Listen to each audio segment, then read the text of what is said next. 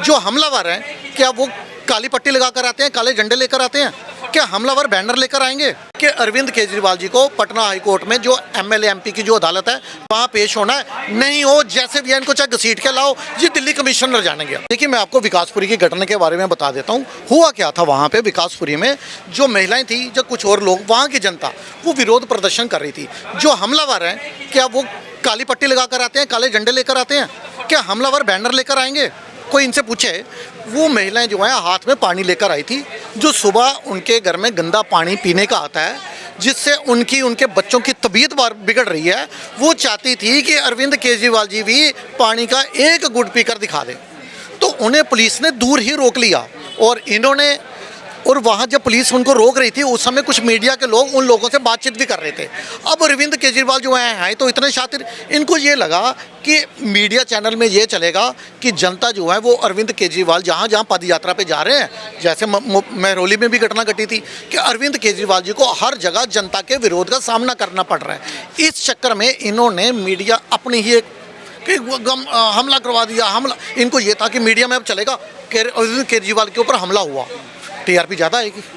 तो इन्होंने वो चीज़ जो असल बात है उसको दबाने के लिए इन्होंने इस तरह की मॉडिफाइड कर दिया। इन्होंने इस तरह की कहानी बनाई। अरविंद, मुझे बताइए, यदि किसी के ऊपर हमला होता है तो वो सबसे पहले जाएगा पुलिस स्टेशन, वो करवाएगा एफआईआर।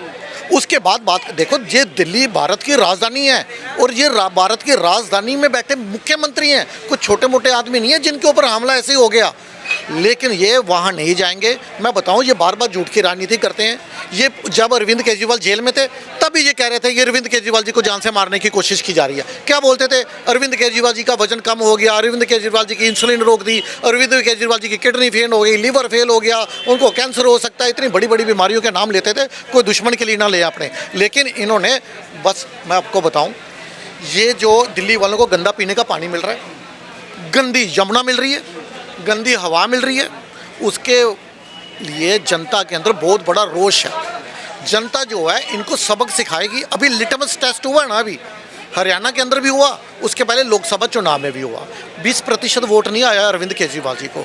ये आतिशी मार लेना जो है ना, ये पहले एक आरोप लगा रही थी कि हमारे विधायकों को 25-25 करोड़ रुपया देकर खरीदने का ऑफर आया। बीजेपी खरीदना चाहती है उनको मोटा पैसे देके। लेकिन क्या उस आरोप के बाद जब बीजेपी ने मानहानि का दावा ठोका और इनके ऊपर एफआईआर कराई और जब पुलिस इनके घर पहुंची, आतिशी मारलेना से पूछा गया, बताइए कौन से व्यक्ति ने आपको अप्रोच किया है, किसने 25 करोड़ रुपए का ऑफर दिया? आप इतना बड़ा आरोप लगा रहे हो बिना किसी सबूत के, आपको 2 दिन का टाइम दिया जाता है, आप बताइए। और आतिशी मारलेना ने यह भी आरोप लगाया था कि मुझे बीजेपी ज्वाइन करने का ऑफर आया है।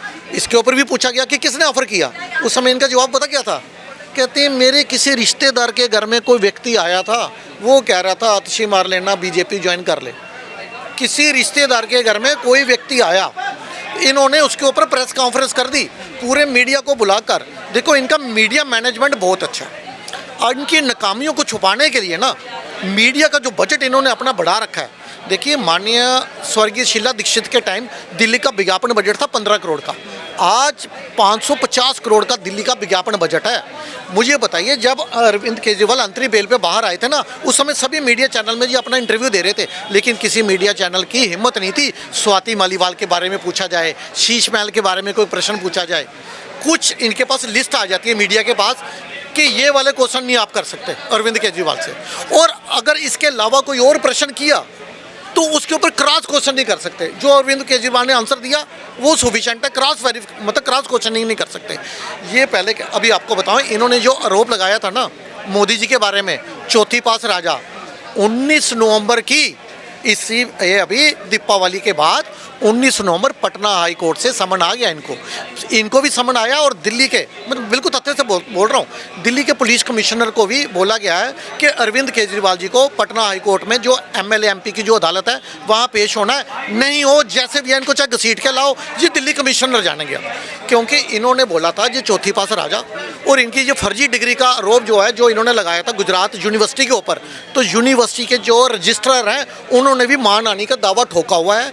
अभी 4 दिन पुरानी बात है, सुप्रीम कोर्ट ने भी बोल दिया कि आपको अहमदाबाद कोर्ट में जाना होगा, पेश होना होगा, क्योंकि इनके इस काम के लिए इनके वकील थे अभिषेक मनु सिंघवी और उधर से तुषार मेहता। तो अभिषेक मनु सिंघवी ने ये तक बोल दिया अदालत को कि अरविंद केजरीवाल अपने कहे पर माफ़ी मांगने के लिए तैयार हैं एज यूजुअल।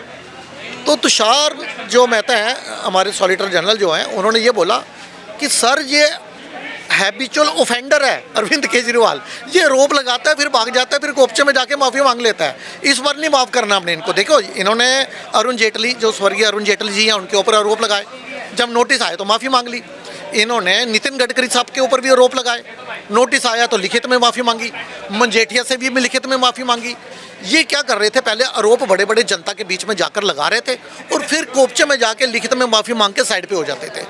तो ये दागो बागो वाली अब राजनीति नहीं चलेगी। पीएम वाले मामले पर आप खोपचे में माफ़ी नहीं चल पाई। ये पीएम मामले में ये पूरी तरह फंस चुके हैं। किसी मीडिया चैनल ने, बड़े बड़े चैनल ने नहीं दिखाई ये खबर।